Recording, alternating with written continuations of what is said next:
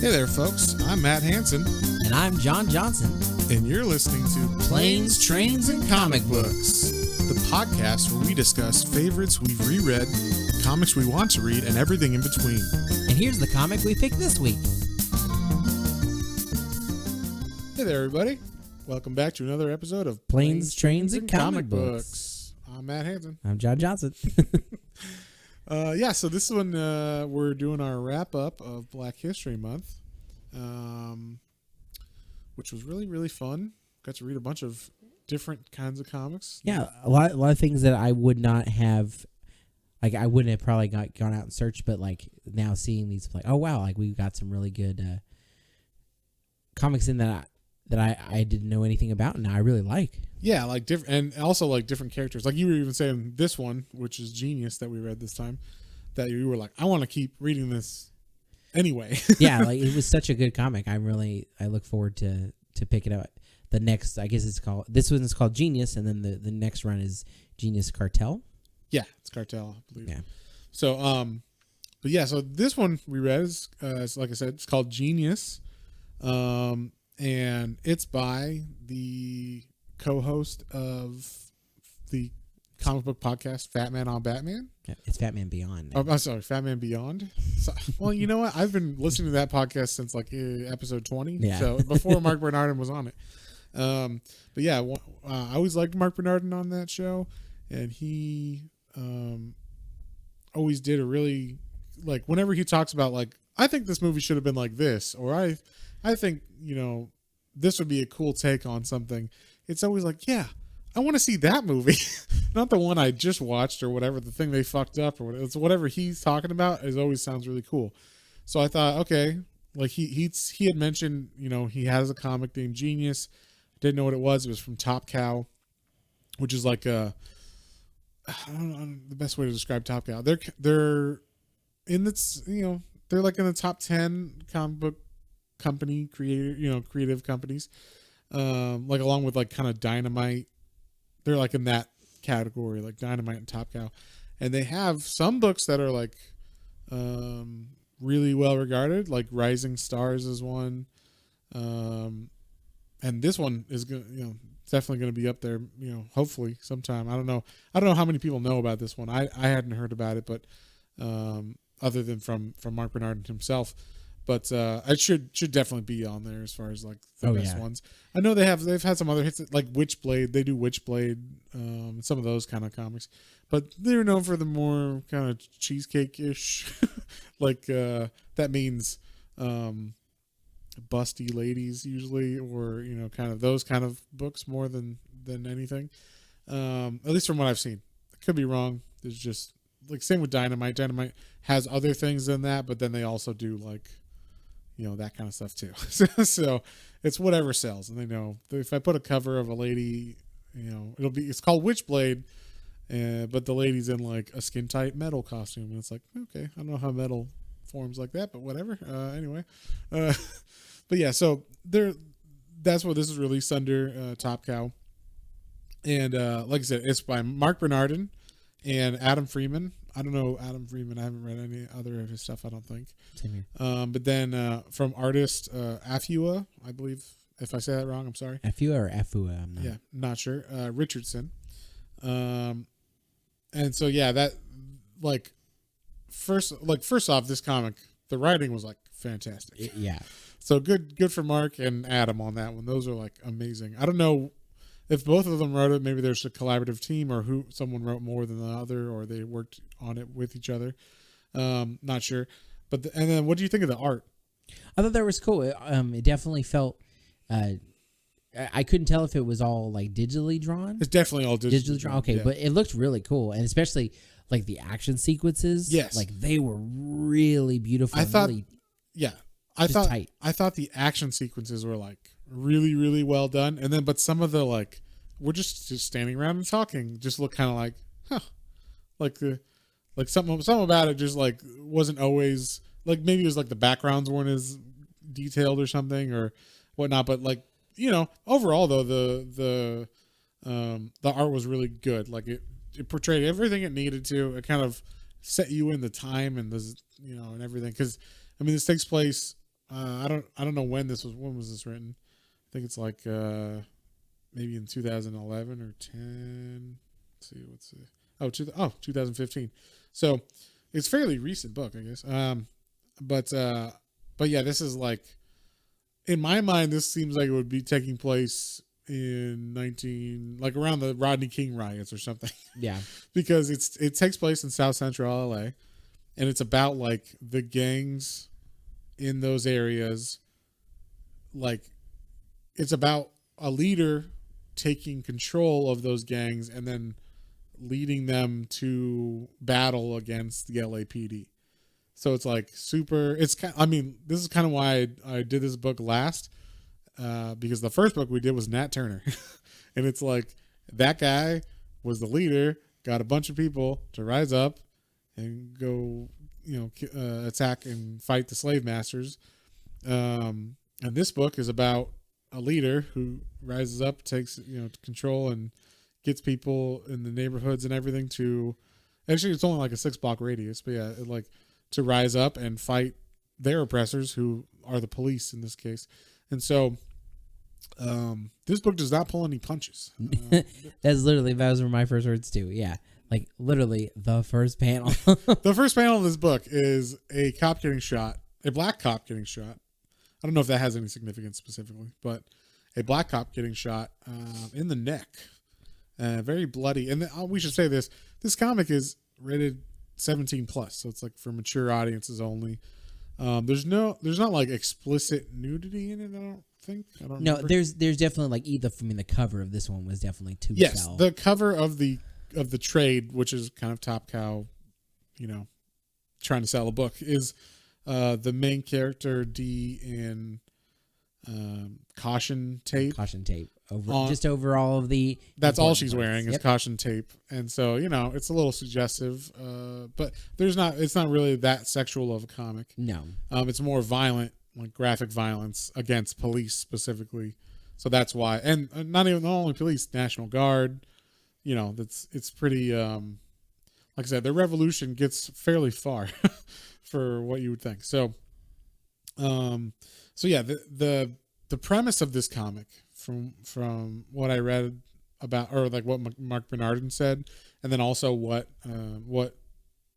I read in like the thesis or whatever, is so every generation or every like era has had its like general, like its leader is our military tactician leader, like we had Patton and like MacArthur in World War II, and then we had like Napoleon, and we had Alexander the Great, and I'm throwing this in, but like Genghis Khan, and like those like people who could lead millions of people to battle and conquer large areas, and that was a thing, and we're in civilized society now, so that doesn't come up as often as you would think, right? Or that's why it's not coming up as often, or we don't think about stuff like that as much.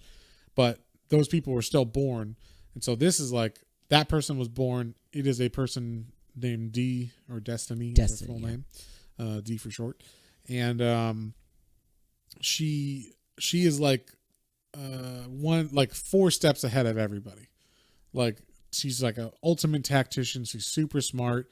But she was born in South Central LA.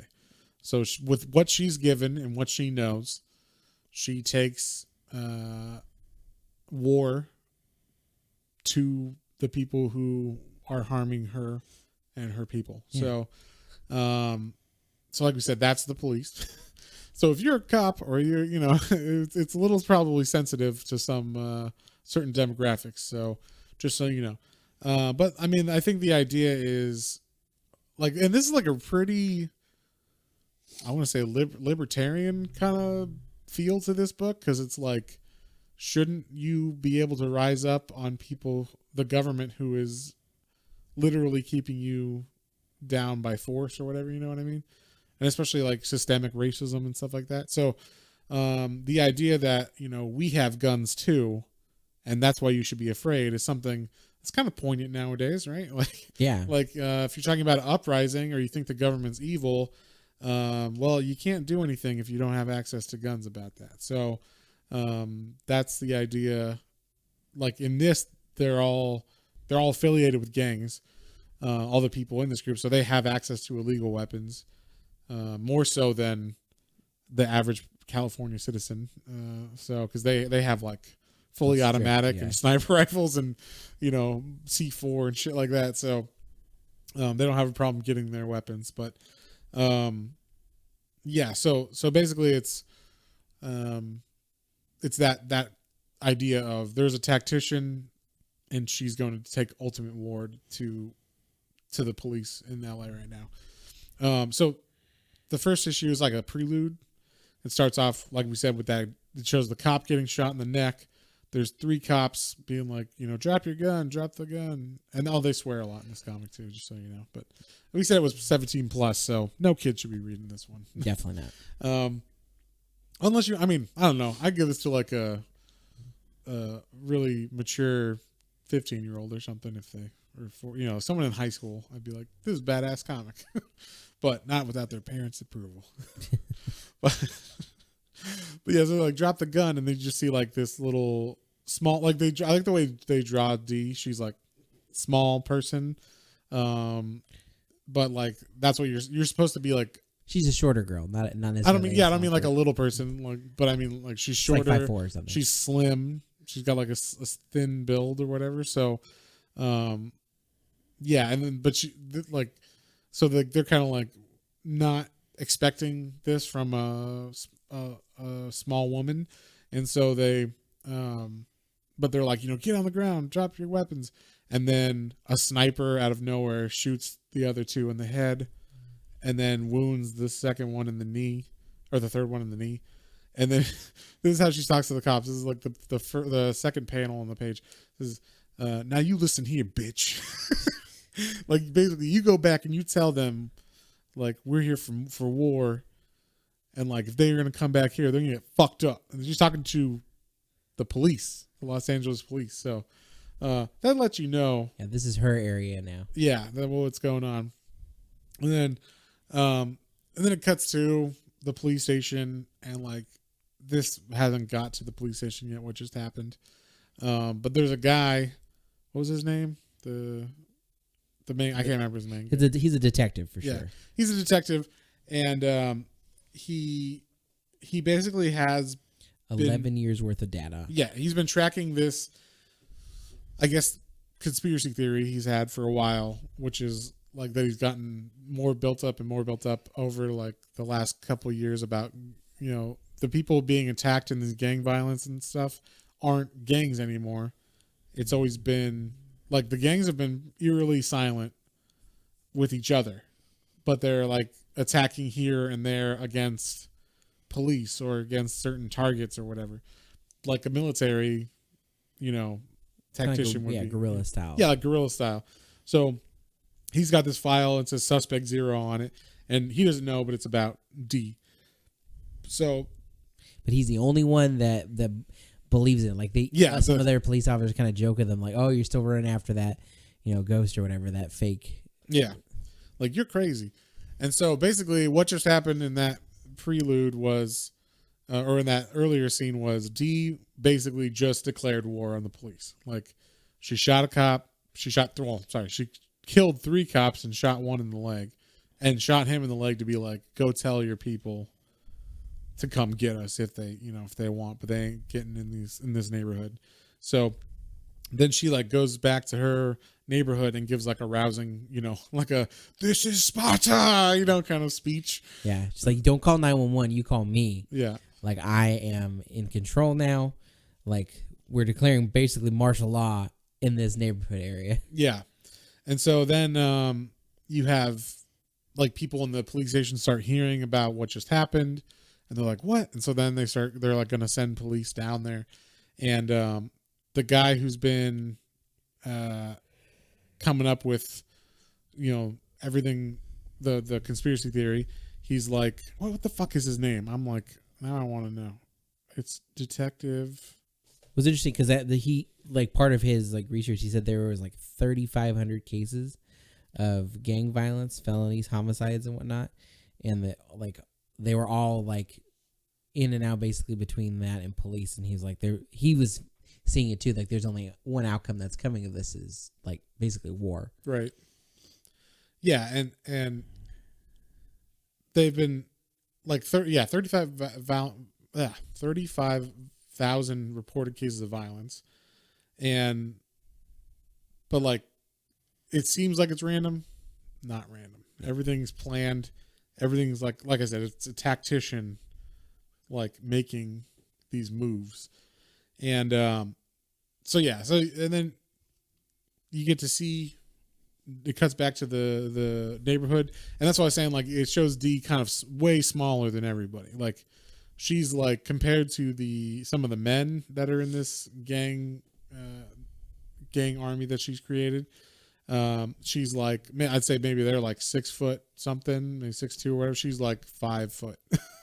So she looks really small on the page compared to them, but she's like fucking bitch. Like some guys like, what if I don't want to do what you want? And then she like headbutts him, like pistol whips him.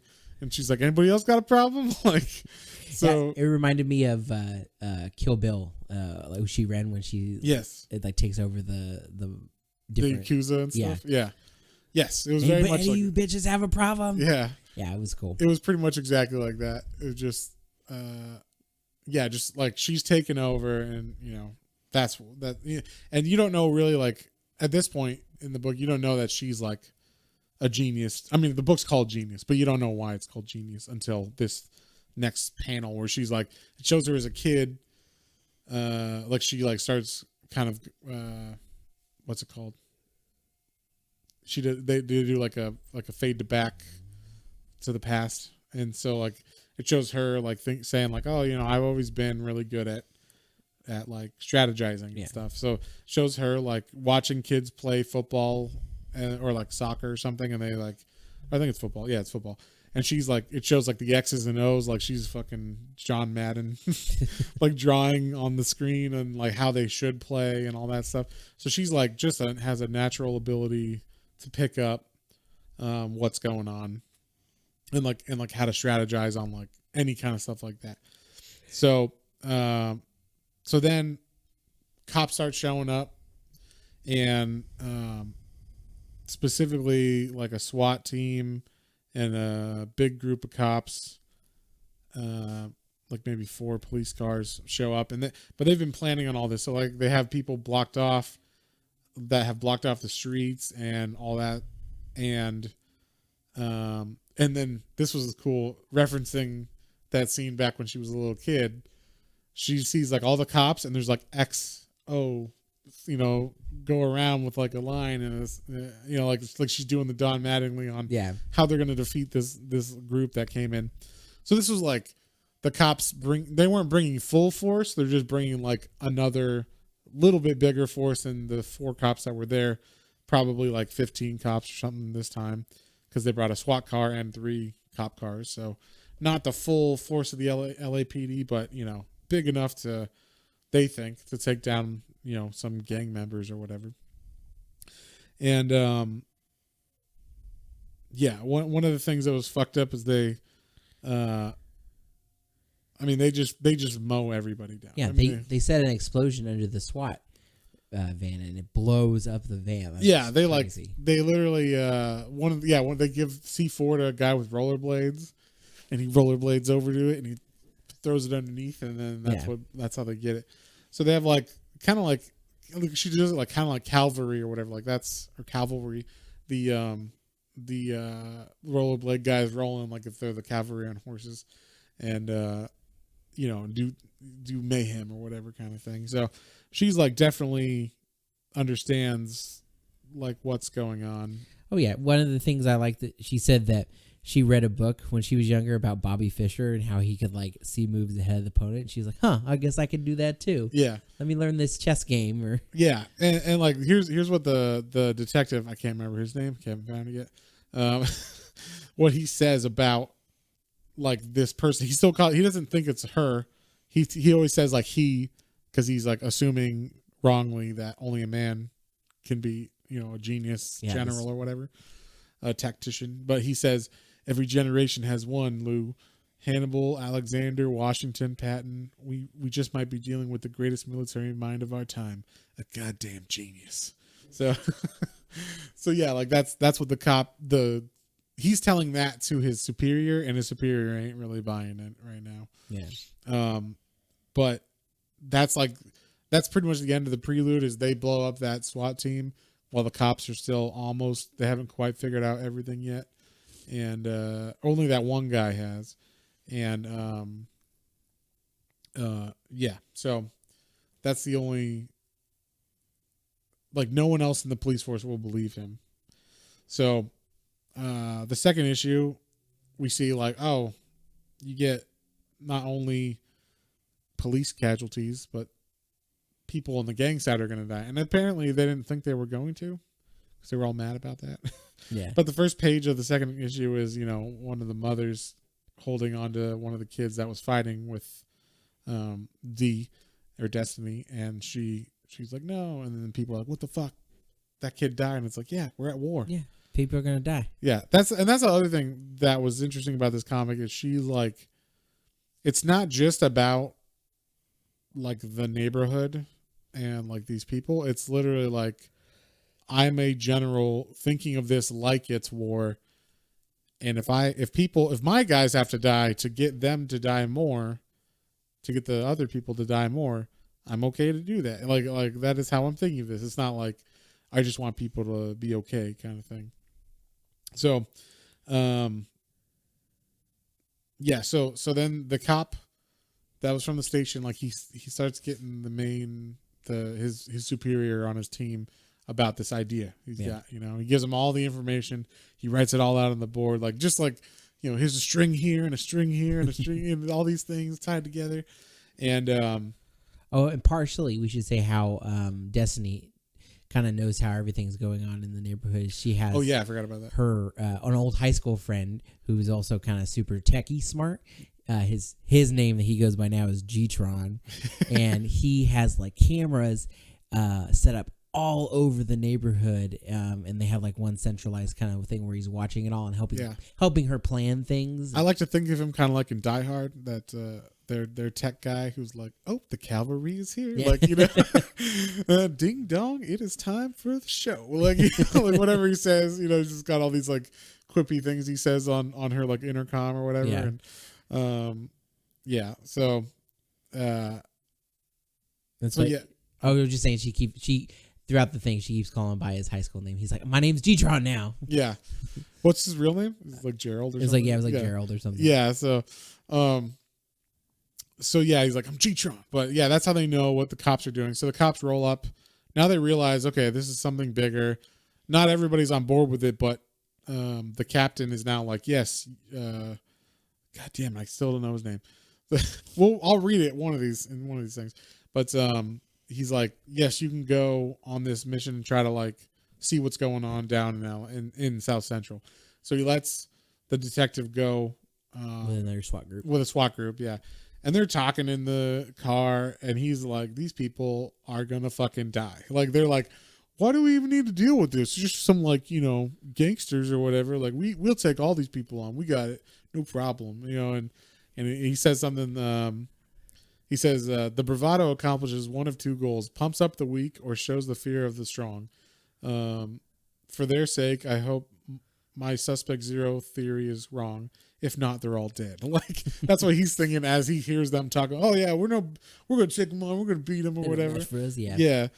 And so, and then it kind of like cuts back to 1993 Los Angeles, and you see how Destiny grew up. You see her family, and like you find out what happened, which was her parents got killed by the police. Yeah, in front of her. We don't know why, but they were. And then you see it kind of goes back to her being good in school, but her having to pretend to be dumb, I guess, or like fit in. So she'll fit in with like the other people in her neighborhood and stuff. So it shows her like getting the right answer and circling, like it shows her on the test. It's like, which of the following countries was not an Axis power? And she circled Germany. It was like Germany, Japan, Italy, or Portugal. So she could, and it shows her like erase Portugal and circled Germany. So it's like, she's like pretending to be dumb or dumbing herself down for other people, just so she can fit in and or be under like low key under everything. And then it shows her like meeting G-Tron. His name is Gerald. In the like the computer lab when she was a kid, and the thing is like she sees him and it shows her like thinking like chess pieces kind of thing, and so you're like, she's just setting up like from now, like how she can take over, like do this revolution. Yeah. Like from 12 years old or whatever, or 10 years old, she's been thinking about this. Yeah, so then you kind of like, it cuts back to her talking to G-Tron, and they just see like everything going on. Like they see all the weaponry. There's like a whole bag of C4 they still have. They have all this shit, all these weapons, but then like everybody's partying right now, kind of like in celebration of they just beat those couple guys. So she's like, oh, that's okay, because we're going to celebrate before we fight again, kind of thing. But then you find out the backstory of her. Yeah, and that was really cool. I like that. Like, basically, she stayed under the radar and got in with, like it looked like she had a boyfriend that was like part of a gang. Yeah. And then like looked like he kind of rose up in rank, and she was learning how like the gangs functioned and how they like were against each other and like strengths and weaknesses of them, and then seeing how he kind of started to bring some of them together. I don't know. I couldn't tell if she was whispering in his ear about it. I think what happened, I think the idea was like so the gangs are fighting, she got him once he was high enough to like we should all meet and like talk about this, maybe like put like a temporary stop to this feud or whatever. And then like they meet in this warehouse and like they all start fighting immediately, kind of thing, because each person thinks they're badass or whatever and want to fight with the other one. And then she just straight up fucking like, does she kill her man? Doesn't she? No, she stands up on the car. Oh no, there's a car in the middle. Yeah. He was on the car talking to them. Then she stands up because they started like, man, fuck you or whatever. She jumps on the car and is like, no, fuck you. And then she punches one of them in the face, pulls out a gun, and shoots like all the heads of the other gangs. And then is like, that's what it's about. Like, you're all going to and shoots her boyfriend in the head. So like, not just the other gang, she shoots her boyfriend in the head too. So it's like, I'm the head of this thing now. So like everybody else has to deal with that shit. And he even said like she used her like looks to get in with him, obviously, like at first, but like she this whole time she's been like strategizing about what to do and whatnot. So yeah, like the second it cuts back to the SWAT team, they're pulling up. The second they pull up, that fucking van like explodes.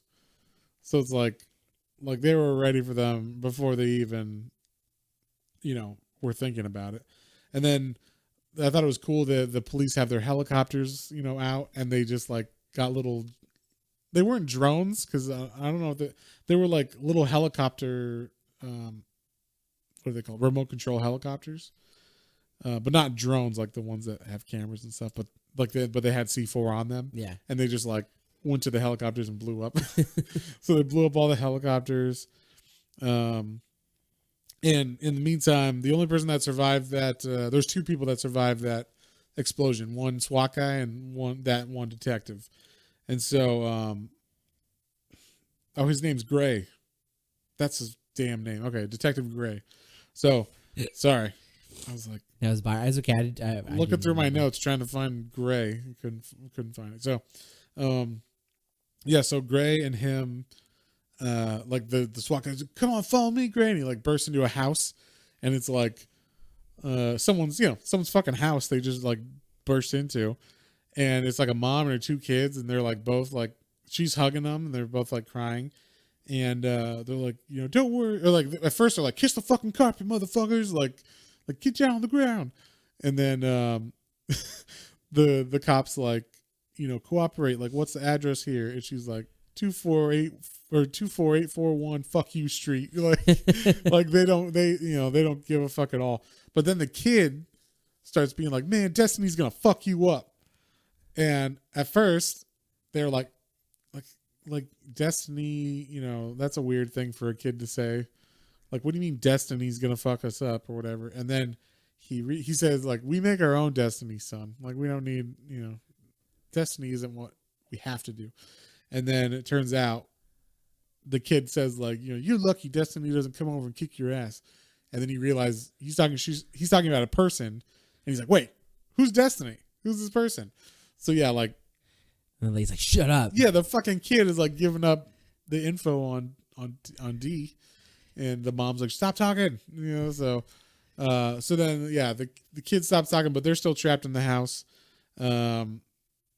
And basically, like, there's a reporter. There's also a news reporter. Yeah. Like, they had a news helicopter come, and it started to try to get like some of the what's going on too. And the news reporter is like, "Oh, this is gonna be a crazy story."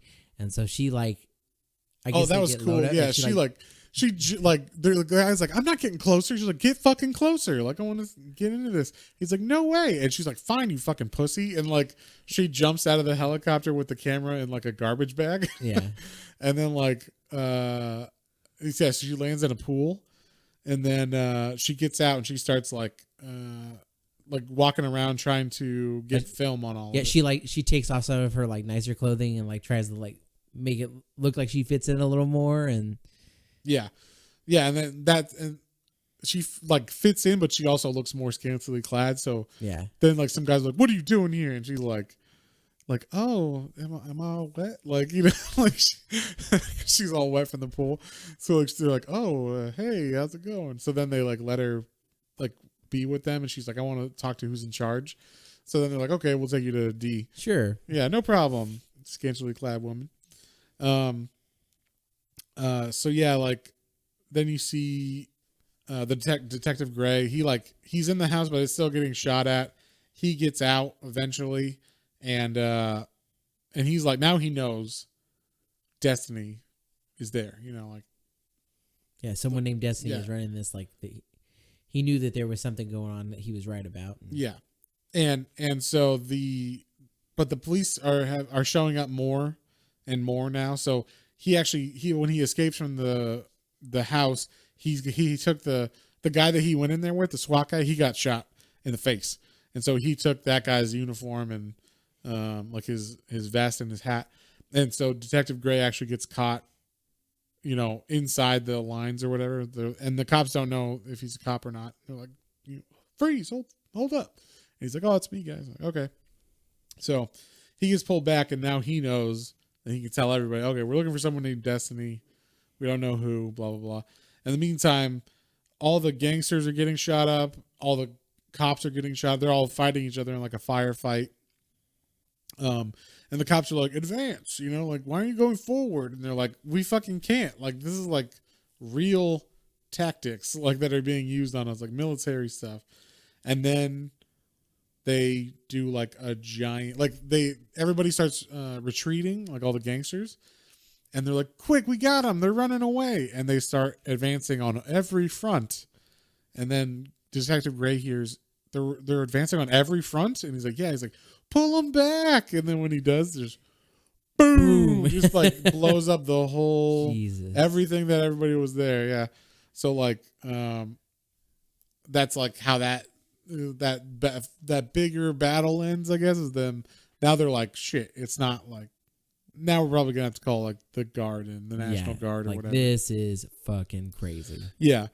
And and then it cuts back to her growing up still, and she's younger than she was when she was in the gangs, but this is how she got initiated into the gangs, and this was like super fucked up by that. Oh yeah. So it shows a kid being like, hey, if you want to be a Crip, you gotta spill some blood. And I'm assuming, I didn't put this together when I first read this, but he says, you gotta bleed a fool. And I'm like, okay, he's talking. You just got to shoot someone in general. But then when she shoots him, you see that his tattoo says Bloods on his back. So she walks into like a 7-Eleven. Or no, this is like a Burger King. Burger King or something. It says the Burger Hut. So she walks in and she just like pulls out a gun and shoots this dude right in the chest. And that's how she became, in the gangs. She killed the Blood. And then, so she's, at the end of the last one is where they realize they're losing a lot of casualties in the gangs. So now all the gang members are mad that like, why are our people dying? It's like, motherfucker, you knew this was a war. Yeah, I said the word war. Like, people die in wars beyond the bad guys or our enemies or whatever. So like, that shit happens. Yeah, they're like, you got to know the difference between soldiers and pawns. And she's like, well, you guys better fucking put up and shut up because I'm in charge here. Yeah. So in the meantime, the reporter that she was there when like the blast happened and the big boom that happened, and so like it's the next day kind of because everybody's kind of like, we don't know where to go from here. That was probably during the middle of the night anyway, so it's like maybe the sun's come up finally. So it's like that was all early morning, and now it's just morning. And so the reporter, still having her camera, like gets to meet Dee, and she's like, look, I want to like interview you, and I'll like not cut anything, and I'll make it seem like, I'll like give you actual like free airtime or whatever. So she does that. And she while she's doing that, Dee tells some of the other gang members like, okay, you need to go out and get any other guys we got, like go out and that's right, like recruiting or whatever.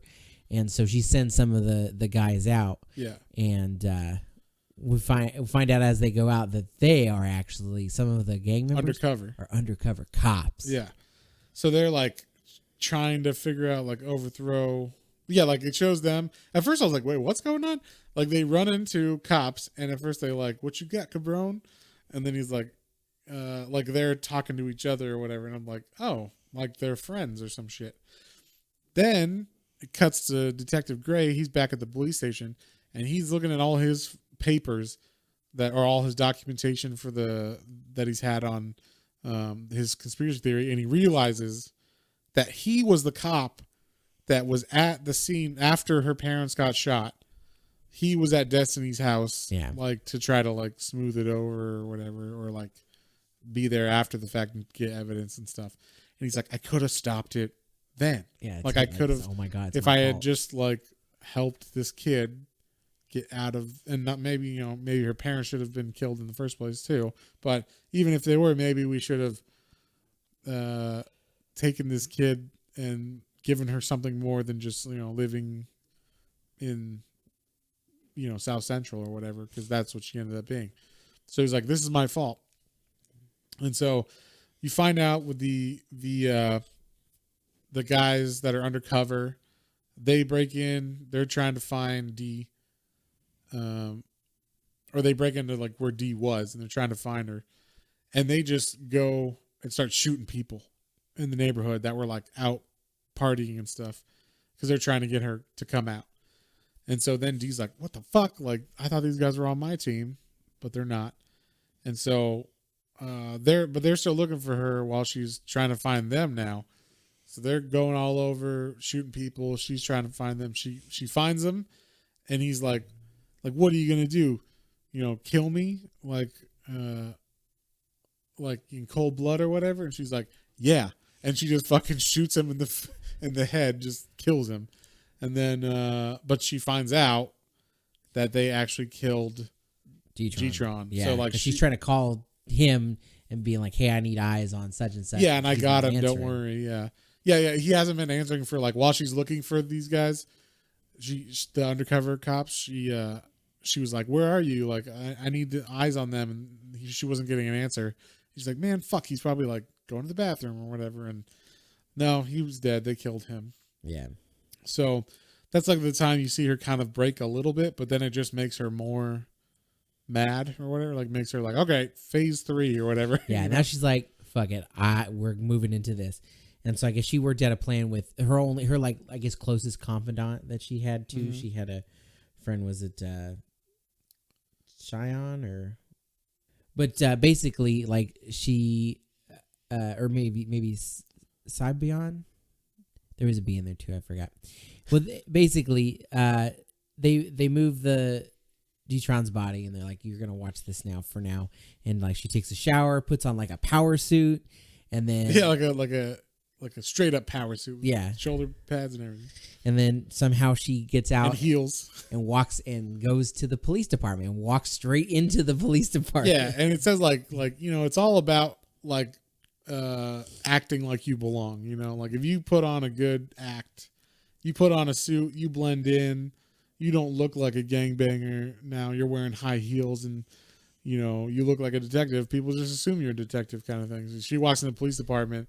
And she's like, I need. There's a woman there's like another woman in front of her, and like they have like a little like haha moment about something, and then that woman goes away, and so she's like talks to the front desk and is like, I'm from internal affairs. Yeah, and no one wants to fuck with internal affairs because then you're gonna get in trouble or whatever. So she's like, I want to know what's going on, what happened today, and everything. And so she's talking to Detective Gray, and Detective Gray breaks down his whole thing.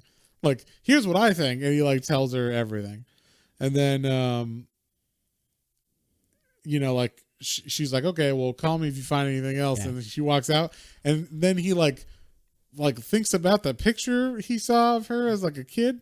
He's like, wait a second, that cut on her hand, and that was cool because her internal monologue the entire time, like he's going over it, she's like, oh shit, like this guy knows everything, Yeah, and so like he's like, oh my god, she was right here, and like he tries to run out, but she's already gone. She like takes a police bike and rides back, and now the military's on its way. Yeah, like she the finds National out Guard. The National Guard's coming. That's what she found out was okay. The National Guard is actually coming to help us because the police haven't been able to keep control of everything. So she's like trying to block on her way back. The tanks are rolling like on the freeway, to which I was like, it's morning in L.A. Or like afternoon. You're thinking traffic. I'm like, how they would just be rolling over everybody's car because there's no way that those freeways would be empty enough for tanks to roll by. But yeah, so like she basically gets like a bus to block them. She like takes over the bus and is like, fucking move it. Like I got a bomb, and if anyone gets off of this thing, they'll die. And then she didn't have a bomb or anything, but she just wanted no one to leave the thing, so the tanks couldn't drive through the bus. So it was like, you can't drive through the bus because there's people on it, and she had it block the street. So kind of gave her like a little bit of time. So she rolls up and she's like, okay, this is it.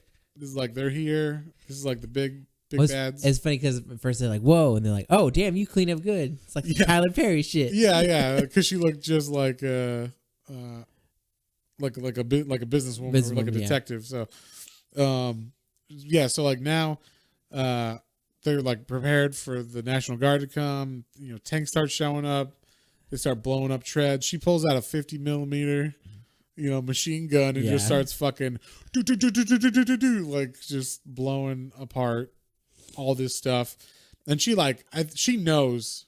Oh yeah, she's like, she knows now, like, this isn't the National Guard. This isn't gonna end well for all of us. She already knew like how far can this go before the government really shuts it down.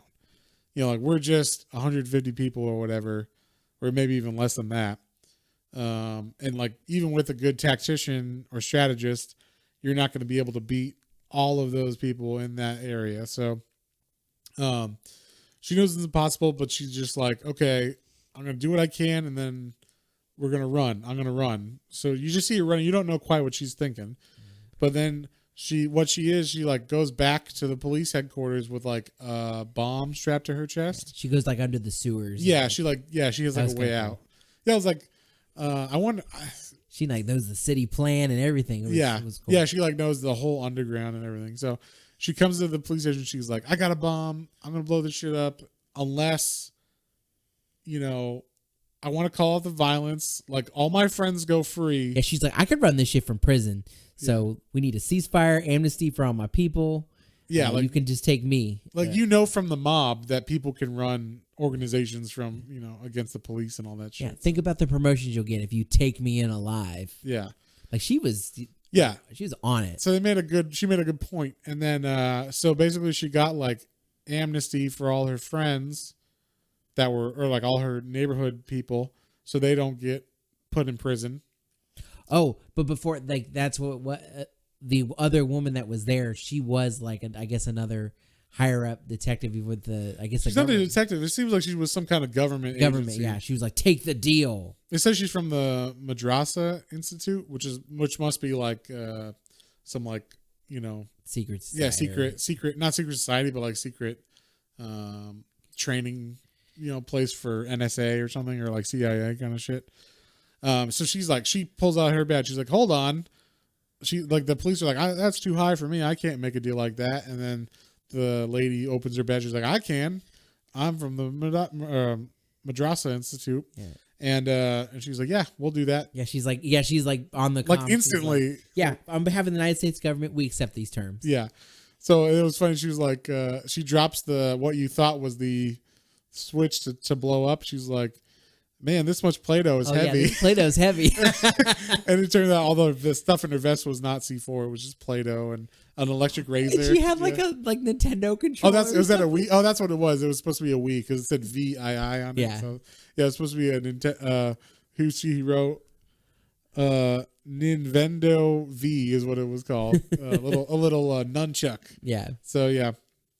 So they take her into custody, but and then they take her into custody. Oh, one of the cool things I forgot to say this was when she was when they were attacking. You know, of course, the media usually would be on the cop's side, but because Dee did the interviews and stuff, and she actually used YouTube and put out all these videos right as all this stuff was going on, that was showing like kids getting shot and all this stuff about, like, they were telling their stories about how their parents were killed or all that stuff.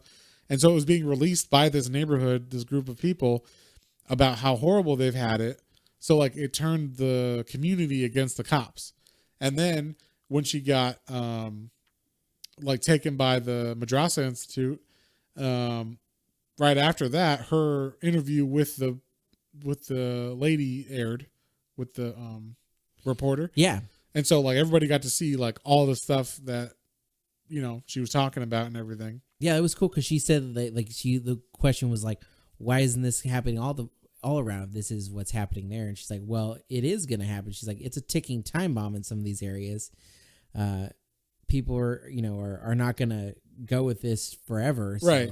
Like eventually it's going to happen. And this is why I was like Nat Turner, like, like this shit is a good, you know, end cap to the thing we started out with Nat Turner, because it's like a revolution, but nowadays kind of thing.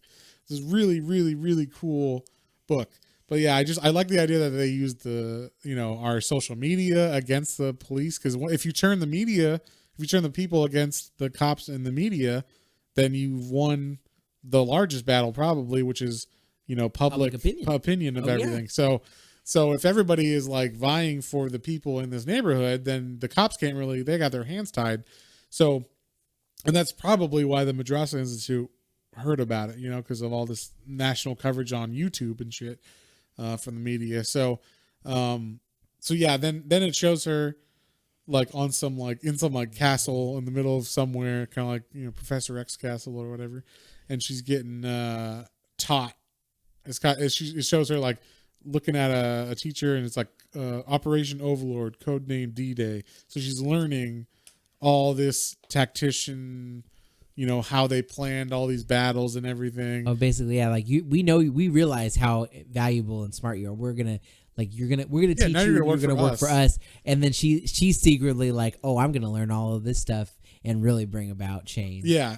So it's interesting. Yeah, it was really cool. Yeah, I really, really, really like this book. It was just, I mean, it was like a holy shit book. Like a lot of the stuff they did, and you're like, Jesus Christ, you know. But yeah, every time, like that's with even all the fighting, like it never was the same. Like they kept upping the stakes, upping the ante. Yeah, it never got boring or anything. Yeah. There was a lot of fighting, a lot of gun violence and everything, but it was like, oh no, like this time it's not just 3 cops, it's 10 cops, and they have to come at it a different way, or then they mix it up with the undercover agents and things like that. So, yeah. And then I really liked like the use of nowadays technology for public opinion, and just the idea overall was really well executed. And I mean, just like every other idea Marc Bernardin has, I always want to see it fleshed out, and this was like actual fleshed out one. So, Yeah. I really like that. So, anything else you want to hit on it? Not particularly. Just like I said, I liked it so much that I was like, "What is this story do?" So I was looking that up. I was like, "Oh, okay, this is the next run. I'm gonna I gotta figure out when I'm gonna read that because I really liked it. I want to see where it goes." Yeah.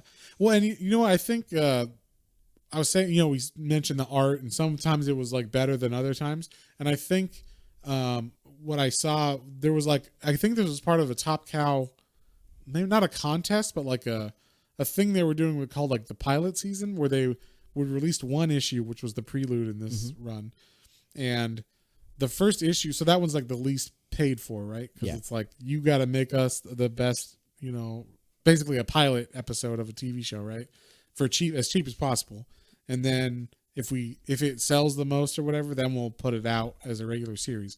And this one won, which I think is why the pilot or the prelude issue looks a little bit different as far as art style than the rest of it. So, but it's still all good. I mean, everything conveyed everything correctly. It was just like simpler backgrounds or, stuff like that, like less detail or whatnot. But, yeah, I don't know. What would you give this one, John? I liked it a lot, man. Honestly, like I said, I want to read more. I want to dive more into the story. I want to see where they're going to take this. So this would probably be a 9 for me. Oh, 9? Nice.